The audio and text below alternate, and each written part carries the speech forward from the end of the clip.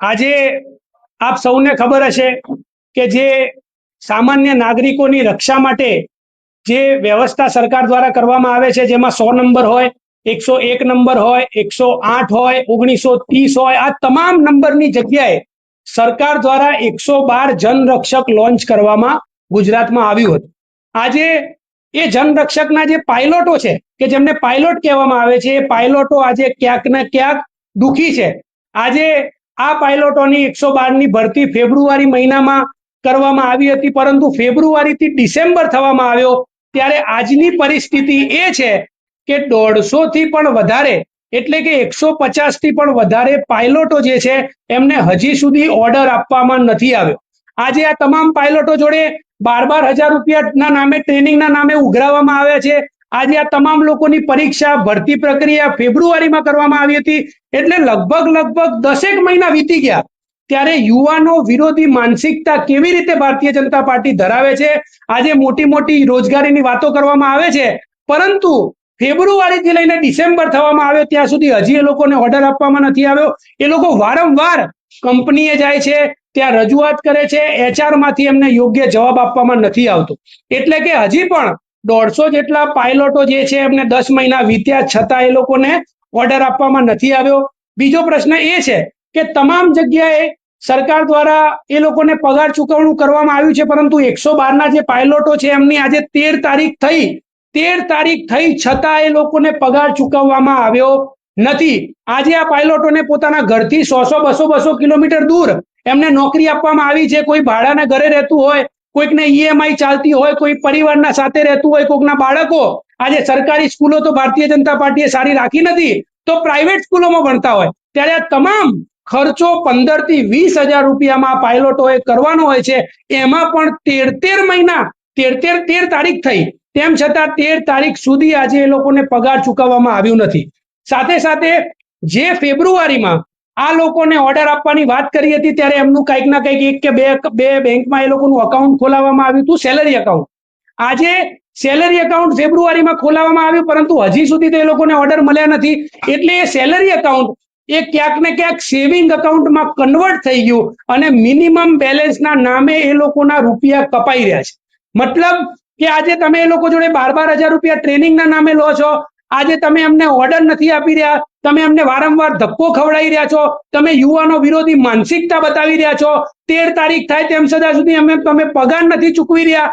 આજે આ 112ના પાયલોટો કે જે આજે 15-20,000 રૂપિયામાં નોકરી કરે છે, આજે જો ગુજરાતમાં આ લોકો જો પોતાનું કામ સમયસર કરી નહીં શકે તો આજે ગુજરાતમાં કાયદો અને વ્યવસ્થાની જે સ્થિતિ છે એ જો કથળ છે, તેનું જવાબદાર કોણ રહેશે? આજે જો આ લોકો નોકરીએ નહીં પહોંચે, એમનો પગાર નહીં થાય તો ગુજરાતની જનતાની રક્ષા કોણ કરશે? આજે એ લોકોને ઓર્ડર આપવામાં નથી આવ્યા, ગાડીઓ તૈયાર છે તેમ છતાં એ લોકોને ગાડીઓ આપવામાં નથી આવી.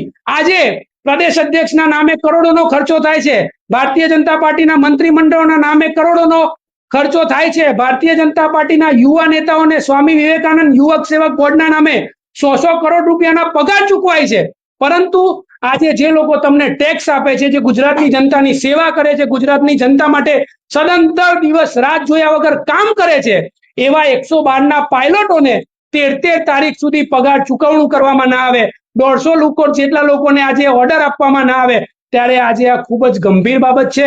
આજે આ પ્રેસ કોન્ફરન્સના માધ્યમથી ગૃહમંત્રીને કહેવા માંગીએ છીએ કે આ તમામ લોકોને તાત્કાલિક ધોરણે ઓર્ડર આપવામાં આવે. ખુદ આમ આદમી પાર્ટી દ્વારા 2 વાર ત્યાં જઈને રજૂઆત કરવામાં આવી છે, તેમ છતાંય લોકો સાંભળતા નથી. ત્યાંના પાયલોટો રોજ 100 કિલોમીટર દૂર પોતાના ઘરેથી કંપનીએ જઈને રજૂઆત કરવામાં આવે છે, ત્યાંથી એમના જો તોછડાઈ પડ્યું વર્તન કરવામાં આવે છે, એમને પગાર ચૂકવણો કરવામાં નથી આવ્યો. ત્યારે આ તમામ મુદ્દાએ ગૃહમંત્રી સુપર CM હર્ષ સંઘવીએ ધ્યાને લઈને આના ઉપર તાત્કાલિક ધોરણે કાર્યવાહી થાય એવી આજે આમ આદમી પાર્ટી માંગ કરે છે. આભાર. શરદભાઈ, 23 તારીખે 12 તાલુકે કિસાન મહાપંચાયતનું આયોજન થઈ રહ્યું છે, શું છે? નમસ્કાર. આજની પ્રેસ વાર્તામાં તમામ મીડિયા મિત્રોનું ખૂબ ખૂબ સ્વાગત છે. આપણે સૌએ જોયું છે કે ગુજરાતમાં વર્ષોથી ખેડૂતો જે છે એ કરદાનો ભોગ બની રહ્યા હતા. સત્તા પક્ષમાં એપીએમસીમાં અને સહકારી ક્ષેત્રમાં ભારતીય જનતા પાર્ટી એ સત્તા પક્ષમાં હતી, તો ક્યાંક ને ક્યાંક કોંગ્રેસ પાર્ટી એ વિપક્ષની ભૂમિકામાં હતી. તેમ છતાં વર્ષોથી જ્યારે જે ખેડૂતો જે છે એ કરદાનો ભોગ બની રહ્યા હતા, ત્યારે ભારતીય જનતા પાર્ટી અને કોંગ્રેસ પાર્ટી એ ક્યાંક ને ક્યાંક ભાગ બટાઈ કરી રહ્યા હતા અને આનો ભોગ ખેડૂતો બની રહ્યા હતા. આજે આ તમામ વસ્તુને લઈને જ્યારે આમ આદમી પાર્ટીના કિસાન સેલના પ્રદેશ અધ્યક્ષ રાજુભાઈ કરપડા, પ્રવીણભાઈ રામ, રાજુભાઈ બોરખતરિયા, પિયુષભાઈ પરમાર સહિત તમામ 67 જેટલા સ્વતંત્રતા સેનાનીઓ કે જે આ ભારતીય જનતા પાર્ટીના કરદા વિરુદ્ધમાં લડ્યા અને ભારતીય જનતા પાર્ટીના ઈશારે પોલીસે આજે એમને જેલમાં પૂરવા પડ્યા. ત્યારે ભારતીય જનતા પાર્ટીને એવું હતું કે આજે ખેડૂતોને ઘરમાં ઘૂસીને મારીશું તો ખેડૂતો ચૂપ થઈ જશે, ખેડૂતો કોઈ બોલશે નહીં, પરંતુ આજે એનાથી ઉલટું થયું. ખેડૂતો વધારે મજબૂત થઈને બહાર આવ્યા. સમગ્ર ગુજરાતમાં ખેડૂતો ભારતીય જનતા પાર્ટીના કરદા વિરુદ્ધમાં વિડીયો બનાવતા થયા. આજે જે 11,000 કરોડનું પેકેજ જાહેર કરવામાં આવ્યું, લોલીપોપ સમાન પેકેજ, એના માટે પણ ખેડૂતોએ જે વિરોધ સમગ્ર ગુજરાતમાં નોંધાવ્યો. ત્યારે આજે આમ આદમી પાર્ટી આ તમામ મુદ્દાઓને આવરી લઈને, જેવી રીતે પંજાબમાં ખેડૂતોને 50,000 રૂપિયા પ્રતિ હેક્ટર આપવામાં આવ્યા, એવી રીતે ગુજરાતના ખેડૂતોને પણ આપવામાં આવે. આ તમામ મુદ્દાઓને લઈને આમ આદમી પાર્ટીએ સુદામણા ખાતે ખેડૂત કિસાન મહાપંચાયતનું આયોજન કર્યું હતું. ત્યારબાદ આમ આદમી પાર્ટીએ ખંભાળિયા ખાતે ખેડૂત મહાપંચાયતનું કરવામાં આવી હતી અને એના બાદ તાલાલા વિધાનસભા ખાતે આમ આદમી પાર્ટીએ કિસાન મહાપંચાયતનું આયોજન કર્યું હતું. ત્યારે હવે આજે વધારે માહિતી સાથે આપની સમક્ષ ઉપસ્થિત થયો છું કે આવતી 23 નવેમ્બરના રોજ વ્યારા ખાતે, વ્યારા બારડોલી લોકસભા ખાતે ખેડૂત કિસાન મહાપંચાયતનું આયોજન આમ આદમી પાર્ટી દ્વારા કરવામાં આવશે. એના બાદ 29 નવેમ્બરના રોજ આણંદ ખાતે સભાનું આયોજન કરવામાં આવશે. એના બાદ 30 નવેમ્બરના રોજ બનાસકાંઠા ખાતે ખેડૂત મહાપંચાયતનું આયોજન કરવામાં આવશે. ત્યારબાદ 7 ડિસેમ્બરના રોજ અમરેલી ખાતે ખેડૂત કિસાન મહાપંચાયતનું આયોજન કરવામાં આવશે અને ત્યારબાદ 14 તારીખે કચ્છ ખાતે ખેડૂત મહાપંચાયતનું આયોજન કરવામાં આવશે. અને 16 તારીખે જો આમ આદમી પાર્ટીની તમામ માંગો જે ખેડૂતોના હિતમાં છે કે જે ભારતીય જનતા પાર્ટીના રાજમાં પૂરી નથી થઈ રહી, આજે ખેડૂતોએ આત્મહત્યા કરવું પડી છે, આજે ખેડૂતોને ખબર છે કે આજે ભારતીય જનતા પાર્ટીએ જૂના જે વચનો આપ્યા હતા એ પાળ્યા નતા અને આજે ખેડૂતોનું મોટા પ્રમાણમાં નુકસાન થયું, ત્યારે એને વળતર ક્યાંક ને ક્યાંક આ ભારતીય જનતા પાર્ટીની સરકાર આપી શકશે નહીં. ત્યારે દુઃખમાં, પીડામાં અને પોતાના પરિવારની ચિંતામાં ક્યાંક ને ક્યાંક 4 જેટલા ખેડૂતોએ આત્મહત્યા કરવી પડી. આ ગુજરાતની પરિસ્થિતિ છે. ત્યારે આ તમામ ખેડૂત મહાપંચાયત પૂર્ણ કર્યા બાદ 16 તારીખે આમ આદમી પાર્ટીનું સમગ્ર પ્રદેશ નેતૃત્વ, પ્રદેશ પ્રમુખ ઈસુદાનભાઈ ગઢવી, મહામંત્રી શ્રી મનોજભાઈ સોરઠિયા, આમ આદમી પાર્ટીના વિસાવદરના ધારાસભ્ય ગોપાલભાઈ ઇટાલિયા, ચૈતરભાઈ વસાવા સમેત સમગ્ર આમ આદમી પાર્ટીનું પ્રદેશ નેતૃત્વ મુખ્યમંત્રી સમક્ષ એમને મળવા જશે અને એક માંગ પત્ર પણ રજૂ કરશે. કરોડભાઈ, આપણે કીધું કે સીએમ ને મળવા જવાના છે, કેજરીવાલ પણ આવીને ગયા છે, મહાપંચાયતનો ભાગ લીધો છે. કેન્દ્ર નેતૃત્વ હાજર રહેશે ખરું મુખ્યમંત્રી, કારણ કે કેજરીવાલે પણ આવીને પંજાબની પણ વાતો કરી છે, ગુજરાતની સૌ એવી પણ વાત કરી છે. તો એ આવેદનપત્ર માંગ પત્ર છે, એમાં કોઈ સહભાગ થશે કેન્દ્ર?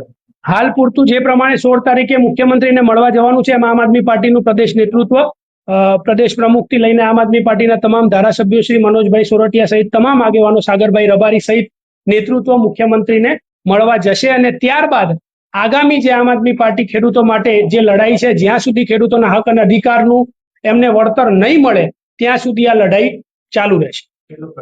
રાજીભાઈ અને સાથી મિત્ર જે છે આમ આદમી પાર્ટીને બંને જેલમાં છે, એમના ન હોવા છતાં પણ આપ જે મહાપંચાયત કરી રહ્યા છો, એમને બહાર આવવા માટે અથવા તો એમને બહાર કાઢવા માટેના પ્રયત્નો આમ આદમી પાર્ટી ફક્ત રાજુભાઈ કરપડા નહીં, પરંતુ એની સમેત 67 જેટલા યોદ્ધાઓ જે સ્વતંત્રતા સેનાનીઓ છે કે જે ભારતીય જનતા પાર્ટીના કરદાના વિરુદ્ધમાં લડ્યા છે, એ તમામ સાથે આમ આદમી પાર્ટીના નેતાઓ એ પરિવારો સાથે, એ ખેડૂતો સાથે, તમામ સાથે ઊભા છે, એમના પરિવારોના સંપર્કમાં છે.